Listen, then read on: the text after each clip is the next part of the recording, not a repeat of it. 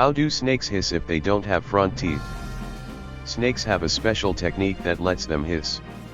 Dogs say woof, cats say meow, and snakes say sss. To make this sound, humans have to position their tongues against their front teeth.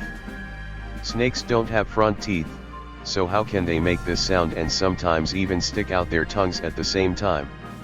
It turns out that snakes make that hissing noise a bit farther back in the respiratory system than we do, in a structure called the glottis. The glottis is a tiny opening at the bottom of the snake's mouth that opens when the snake breathes. The glottis is connected to the trachea, or windpipe, which itself is connected to the snake's lung. Snakes have only one functioning lung, the other is vestigial, meaning it's now a small remnant of a larger, functional organ that existed in the snake's evolutionary ancestors. The functioning lung is made up of two parts. There's the vascular lung, that's what our lungs do, so it absorbs oxygen and things like that. David Penning, an assistant professor of biology at Missouri Southern State University, told Live Science. The back half of the lung is what's called the saccular lung, and it's basically like an old-timey fireplace bellow. It's just an empty balloon for nothing but just holding air. So when a snake goes to hiss, it will expand its ribs, take in a big deep breath and then just exhale for a really long period of time, Penning said. The hissing noise is a result of that fast-moving air passing through the glottis. It's literally just air passing through a small opening, Penning said. They can change the volume of it, by squeezing their ribs harder and pushing out more air, but it's really just a result of air passing through a small tubular column that makes the hiss noise. That means their tongues have nothing to do with it. They're two unrelated things, Penning said.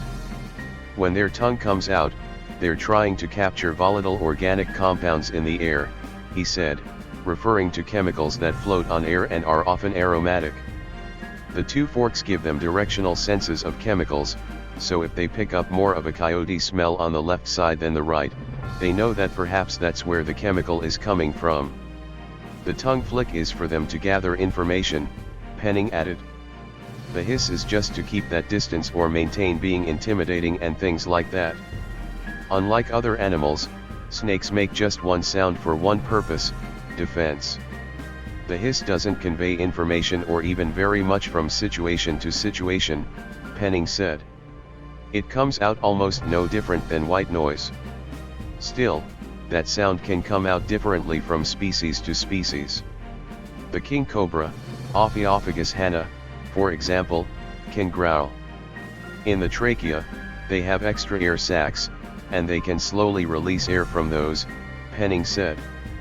And it sounds different, a kind of guttural, lower hum sound. Definitely more vibrational bass sound than a traditional hiss. Then the bull snake Pituophis catennifersae in North America, it hisses, but it has some ridges in its esophagus that make it kind of rattly sounding, like something's tinkering around in there. But no matter the sound, the message is the same: stay away.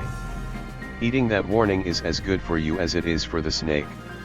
If you hear a hiss, you're hearing an animal in distress, Penning said. And so backing away or leaving it alone would be the right move. Thanks for watching. Check the links below for more information, and don't forget to like and comment below on how snakes hiss if they don't have front teeth.